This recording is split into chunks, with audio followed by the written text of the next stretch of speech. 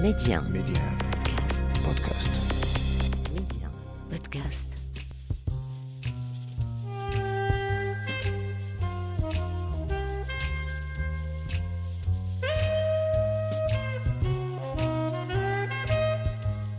À travers une série d'interviews exclusives, Rencontre avec est un carrefour de dialogue avec des faiseurs, des personnes uniquement habitées par des valeurs comme le savoir-faire, le savoir-être ou encore le mieux vivre ensemble. Une signature propre à chacun d'entre eux. Rencontre avec un espace de partage et de dialogue, un lieu où l'on prend le temps de nourrir la réflexion. Un peu comme si on voulait faire nôtre la maxime du philosophe grec Socrate qui disait « Disposer de temps est la plus précieuse de toutes les richesses du monde. » Et dans le tumulte de la vie quotidienne, ah, que cette pause fait du bien. Je suis Saïda Mousdak et je vous invite à écouter ce que d'autres ont à nous dire.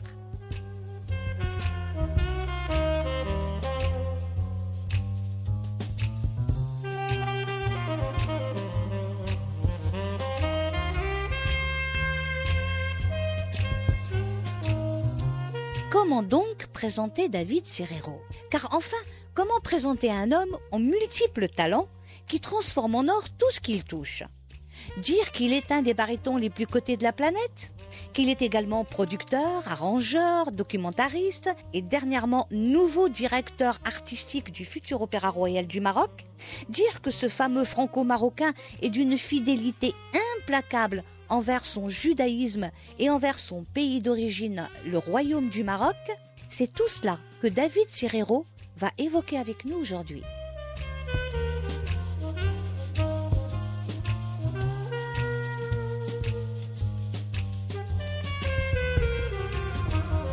David Serero, bonjour.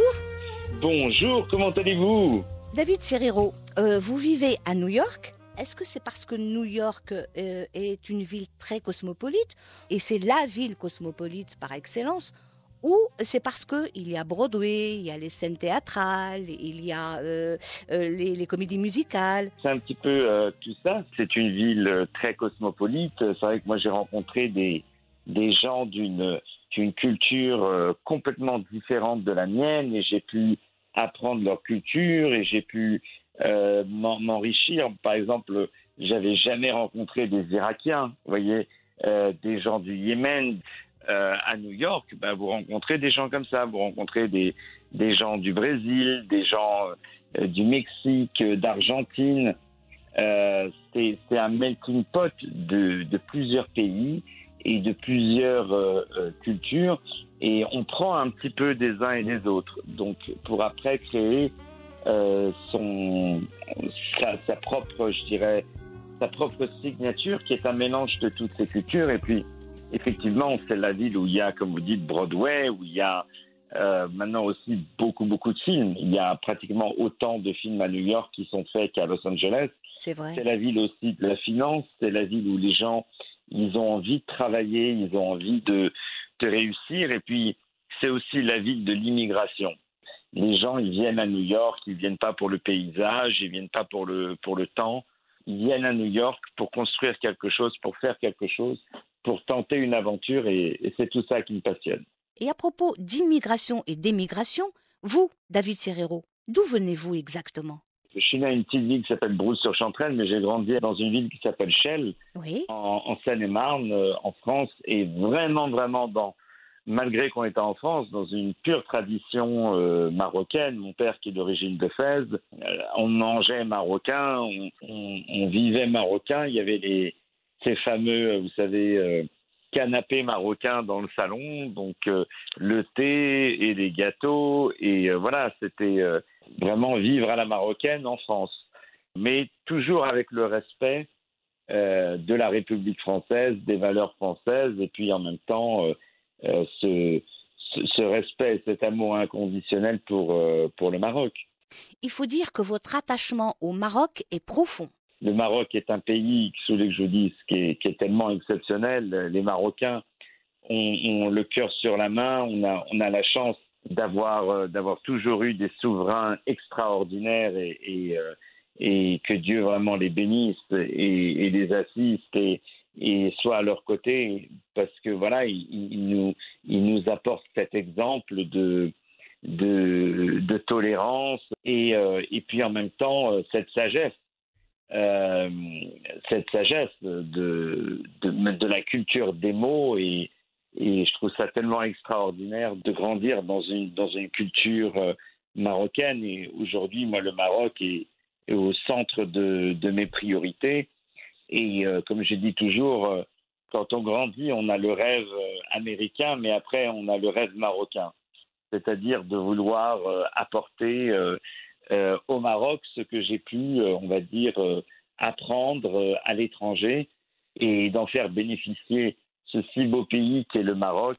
Et voilà, moi, j'ai appris que il y a un moment dans la vie, un homme ne peut pas avancer s'il ne regarde pas vers son passé, s'il n'honore pas son passé et ses origines. Et aujourd'hui, le Maroc fait des pas extraordinaires vers les autres cultures, vers les autres pays.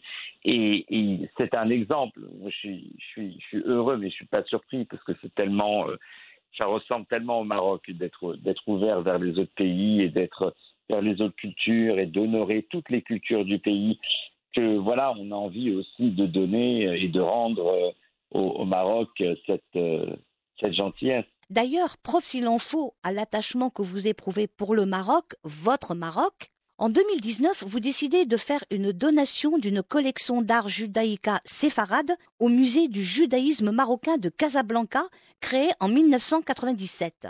Absolument, c'est né en fait de deux rencontres, celle de Zor Reili, qui est la directrice du musée, mais également de Monsieur Berdugo, qui est président de la communauté juive du Maroc, et que j'ai rencontré quand j'ai chanté au premier colloque, à la première conférence du judaïsme marocain qui a eu lieu à Marrakech, qui a eu un retentissement mondial. Et j'ai eu l'honneur vraiment de venir y chanter. C'était vraiment pour moi vraiment un honneur. D'ailleurs, de mémoire, je crois que c'était la première fois que je chantais au Maroc. Et donc, j'ai eu vraiment ce plaisir. C'était en novembre 2018.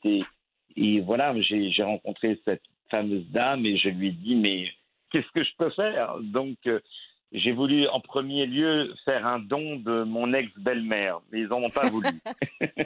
J'ai dit, prenez mon ex-belle-mère, je vous l'offre, elle est cadeau. Ça n'est pas facile à recycler, une belle-mère. Non, impossible, personne n'en veut, on a tout essayé.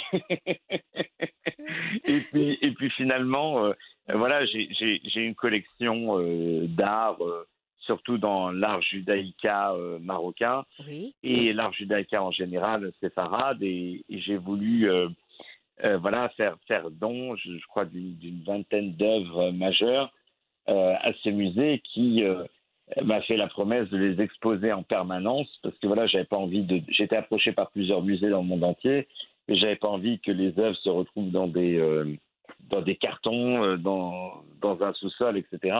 J'avais envie qu'ils soient à la disponibilité des Marocains, et s'ils veulent les emprunter, d'autres musées au Maroc peuvent.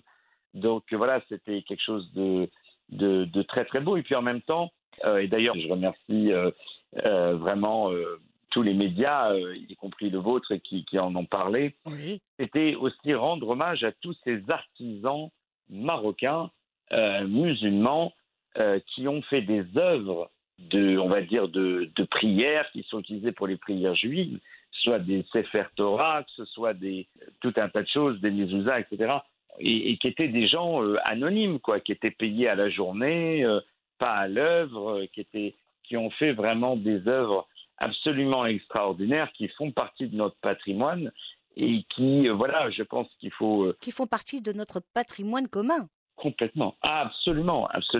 Et ce sont des très très grands artistes et je regrette juste qu'il n'y a pas leur signature sur les œuvres parce que vraiment ils méritent que l'on raconte leur histoire et ça je trouve que c'est très très important. Et puis je peux vous annoncer en exclusivité qu'une partie majeure de ma collection d'œuvres d'art judaïka va être donnée au musée juif de Fès, qui est actuellement en construction. Donc voilà, il y aura de très très très belles œuvres qui seront à la portée de tous les fascis à Bladi, comme on dit. Et c'est d'ailleurs la ville dont est originaire mon père, mes grands-parents. Juste au retour des choses, Voilà, donc. voilà, Ouais. exactement. Donc la boucle sera bouclée, Inch'Allah, comme on dit, et j'aimerais vraiment que le monde entier sache, voilà, que ce pays, le Maroc, rend hommage à toute sa population. Comme Sa Majesté Hassan II disait, que vraiment sa mémoire soit bénie, il disait, lorsqu'un juif quitte le Maroc perd un citoyen, mais il gagne un grand ambassadeur. Vous voyez, parce que vraiment, c'est à l'étranger vraiment que voilà, on a envie de faire encore plus que le Maroc. On a cette envie de Maroc. Moi, j'ai toujours cette envie de Maroc. Et là, je peux vous dire, depuis 1 an et demi, je suis pas retourné au Maroc à cause du Covid. Mhm. Et en principe, Inch'Allah, je dois y aller au mois d'octobre. Et je peux vous dire, je suis impatient de manger ma fleta, de manger khlingo, de manger avec tous mes amis marocains, tous mes amis locaux à Casa ou à Marrakech. Et je suis impatient, vraiment. David Serrero, vous venez d'être nommé directeur artistique du futur Opéra Royal du Maroc. Première question, pourquoi cette appellation Opéra Royal du Maroc? Alors, c'est moi qui suis arrivé avec ce nom parce que, voilà, alors, je vais vous paraître très ridicule et très On est vieille entre mode, nous, vous savez, old fashion. on Ok, est entre nous. nous. Oui, oui. Mais j'adore l'idée, vous savez, qu'il y avait à l'époque des mousquetaires Ouais. qui prêtaient comme ça serment et allégeance au roi, vous voyez, de l'époque. Ouais. Même quand il y a eu à l'époque la comédie française, la première troupe de la comédie française, c'était la troupe du roi Louis XIV. Ils avaient ce salut respectueux, royal. Donc moi j'avais envie de créer aussi une troupe dans cet esprit-là, que non seulement c'est la troupe du Maroc, c'est la troupe de tous les Marocains, c'est-à-dire que moi j'appartiens à tous les Marocains. Ma porte est ouverte à tous les Marocains. Mais aussi, je prête serment auprès de Sa Majesté, auprès du Palais Royal, d'être que ma voix, mon modeste talent seront éternellement à leur service. Moi, j'avais envie de ça. Et je dirais, ce statut n'existe nulle part dans le monde. Il existait à l'époque, aujourd'hui, c'est autre chose. Voilà, mais moi j'avais vraiment envie Ce serment d'allégeance, donc. d'allégeance, voilà, où tout le monde, au début de chaque représentation, se met debout et signe et chante l'hymne marocain avec la photo de Sa Majesté. C'était en même temps qu'on exerce notre art, l'art de l'opéra, le théâtre classique, etc. Parce que je viens apporter aussi des créations, des choses nouvelles. C'est aussi en même temps cette ode, je dirais, cet hymne à l'amour pour Sa Majesté, et en portant notre amour auprès de Sa Majesté, que Dieu l'assiste, qui est quelqu'un qui est mon idole, qui est mon roi, je l'aime, vous pouvez pas vous imaginer, que en portant notre amour auprès de Sa Majesté, on porte notre amour envers non seulement tous les Marocains, mais aussi envers tous les anciens, c'est-à-dire tous ceux qui ont fait cette histoire du Maroc. Il y a des Marocains qui ont combattu pour la France, il ne faut pas l'oublier. Bien sûr. Il y a Sa Majesté Mohamed V qui a refusé de donner les Juifs du Maroc, de les donner à Hitler. Il a dit, si vous devez prendre un Juif, vous devez commencer par me prendre moi, parce qu'au Maroc, il n'y a pas de Juifs, il n'y a que des Marocains. Voilà. Voyez, et c'est en même temps, au travers de cet opéra, c'est en même temps toutes ces valeurs qu'on va porter non seulement au Maroc pour les nouvelles générations et pour les anciennes générations, mais en même temps qu'on va amener dans le reste du monde. Et moi, vous savez, je vis aux États-Unis, on dit c'est le pays le plus moderne, c'est vrai qu'il y a le Wi-Fi, tout marche ici, il n'y a jamais rien qui ne marche pas, tout fonctionne, vous voyez. Mais ils sont encore à se bagarrer pour des choses qui auraient dû être réglées déjà il y a 100 ans. voyez. Et nous, au Maroc, on a réglé le problème du racisme, on a réglé le problème de l'antisémitisme. Au Maroc, il n'y a pas des musulmans marocains, il n'y a pas des catholiques marocains, il n'y a pas des Marocains plus clairs, des Marocains plus foncés. Il y a des Marocains. Et deuxième question, David Serrero, l'Opéra Royal du Maroc, ça n'est plus une idée, c'est un fait, et vous y travaillez ardemment. Ah oui, c'est même maintenant plus qu'un rêve, c'est un travail quotidien. Vous y travaillez. Ah oui, oui, complètement. On a mis déjà la première brique, si je puis dire, à construire la maison. Justement, en tant que directeur artistique, comment comptez-vous agir? Quelles sont les priorités? En fait, il y aura plusieurs choses. Dans la première étape, c'est de faire une sorte on va dire, d'inventaire, même si j'aime pas trop ce mot, mais de recenser un petit peu tous les chanteurs d'opéra qui sont marocains ou d'origine marocaine. Alors, il y en a en France, il y en a un petit peu partout, il y en a un petit peu au Maroc, etc. Et il y en a qui sont prêts à chanter, qui ont déjà une carrière, qui commencent, il y en a qui sont un petit peu au début, il y en a qui sont au conservatoire, etc. Donc pour le moment, c'est vrai que j'ai reçu des candidatures extraordinaires et ce qui est beau, et d'ailleurs j'en parle avec humour, vous savez, quand j'ai démarré dans l'opéra, je ne disais pas que j'étais d'origine marocaine parce que les gens se moquaient de moi. Les gens disaient « Oh, un Marocain dans l'opéra !» C'était rien que ça, c'était une blague en soi, vous voyez. Les choses ont bien évolué. Ouais. Ah oui, on va changer ça. Même mon nom qui sonne un peu italien, même si c'est vraiment espagnol et que moi je fais un peu italien, Ouais. je disais non, je suis d'origine italienne, etc. Donc ce qui est aujourd'hui qui est rigolo, c'est de voir des gens qui ne sont pas du tout d'origine marocaine ni marocain essayer de dire oui, mais j'ai des origines marocaines, j'ai un cousin qui est marocain, pour essayer de rentrer dans la troupe. J'ai un peu de Maroc Donc, en moi. Voilà, tout le monde essaye. Oui, j'étais marié à une Marocaine, ça passe. Ils essayent tous.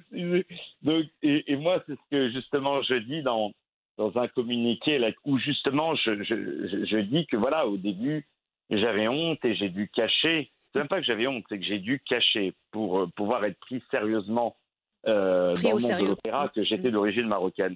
Et ben moi, je fais le pari, ma chère Saïda, que plus tard, les gens diront, au lieu de dire qu'ils sont d'origine italienne, ils diront je suis marocain, alors qu'ils ne le sont pas pour justement espérer avoir une place dans le monde de l'opéra. Donc, dans un premier temps, c'est faire un recensement, comme je disais, des chanteurs. Et puis après, il y aura un gala avec un très grand orchestre symphonique que nous-mêmes nous allons composer. Donc l'Opéra Royal du Maroc aura son propre orchestre. Il y aura un premier gala avec des duos, des trios, des quartets, etc. Et puis après, une saison sera présentée de 3 œuvres. Donc la première œuvre, ce sera Carmen en Darija. Oui. L'opéra Carmen en Darija. Et donc, ce sera une première mondiale qu'un opéra est chanté en Darija. La deuxième œuvre, ce sera une œuvre en italien. Donc, je suis en train de voir soit Don Giovanni, soit l'opéra Nabucco. Donc, voilà, ce sera une de ces 2 œuvres. Et en dernier, il y aura une création. Donc, en premier, vu que vous savez, des opéras à composer, ça prend du temps, etc. Donc, je ne pense pas que pour cette saison, la saison prochaine, il y aura un nouvel opéra de près. David, vous lancez un appel à tous les compositeurs, créateurs et créatifs marocains. C'est bien ça? Absolument. Je lance un appel à tous les compositeurs qui se sentent prêts de composer un opéra en Darija et des pièces de théâtre marocaines sur des thèmes marocains, typiques marocains. Ça, en ce moment, c'est ce que je recherche. Et c'est ce que j'ai besoin, que même le théâtre et l'opéra marocain puissent s'exporter dans le monde entier. Il y a des opéras en italien, il y a même des opéras en danois, figurez-vous, des opéras en suédois. Il n'y en a pas en Darija, et c'est une des plus belles langues au monde. Ils peuvent aller sur le site opéraroyaldumaroc.com, et ou me contacter via les réseaux sociaux comme ils le veulent. Donc on va changer ça. En tout cas, ce qui y aura pour sûr, c'est une adaptation de Othello que j'ai joué sur Broadway à New York en 2016, qui a eu un succès retentissant, où en fait j'ai adapté en anglais, bon, en anglais un peu facilité pour les Américains, mais le Othello de Shakespeare, que bien sûr là je ferai en français, mais que j'ai adapté que ça se passe au Maroc. Et en plus de ça, j'ai rajouté des mélodies, plein de mélodies en darija, comme Sidi Bibi, etc., avec un orchestre de musique orientale. Sur scène, c'était extraordinaire, avec les sabres, vous voyez, à la Laurence d'Arabie, vous voyez, à côté comme ça, les costumes. Mais David, Et ça, voilà. David Othello, il est marocain. Il est marocain, justement. J'avais souligné cette histoire que William Shakespeare a été influencé par le sultan du Maroc lorsqu'il est venu visiter la reine à l'époque. Quelle est votre tessiture de voix? Alors, je suis baryton marocain. Non, je suis baryton basse, c'est-à-dire que je peux aller vraiment dans les graves, vous voyez, vraiment descendre comme une basse, et puis en même temps, j'ai des aigus, entre guillemets, un peu puissants, parce que j'avais des profs qui m'ont fait travailler de chanter comme un ténor, donc la voix plus aiguë. Donc, du coup, j'ai des aigus qui sont là, et quand je chante avec tout mon corps, vous voyez, avec toute mon expression. Et j'ai grandi en chantant tout un tas de répertoires. Donc, quand je chante l'opéra, voilà, c'est beaucoup plus riche parce que justement, j'ai appris à rendre ma voix très malléable.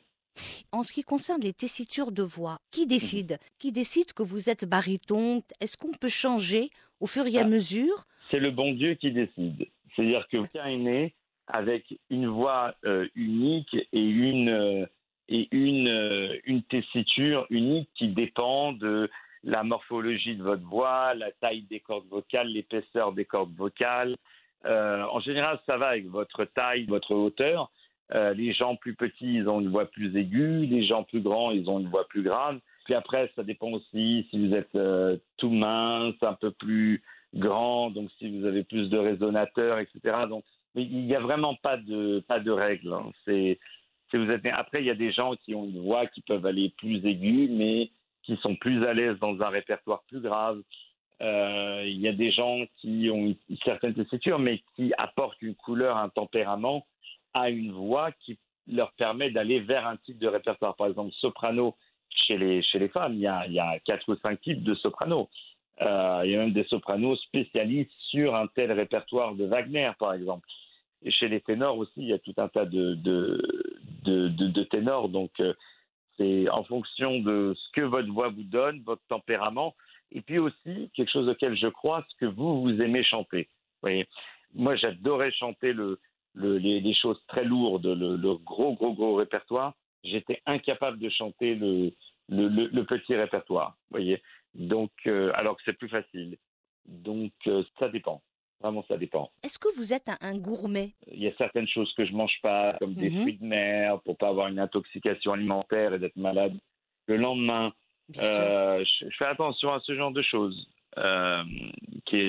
L'hygiène, c'est important. L'hygiène alimentaire, que ce soit de pas tomber malade, de manger aux bons endroits, parce que si moi je suis malade, je laisse des fois 40, 50 personnes sur le banc, quoi. À travers l'Opéra Royal du Maroc, vous comptez aussi lancer une académie de formation. Une des missions de l'Opéra Royal du Maroc, et ça c'était très important pour moi, c'était aussi de former les futurs chanteurs.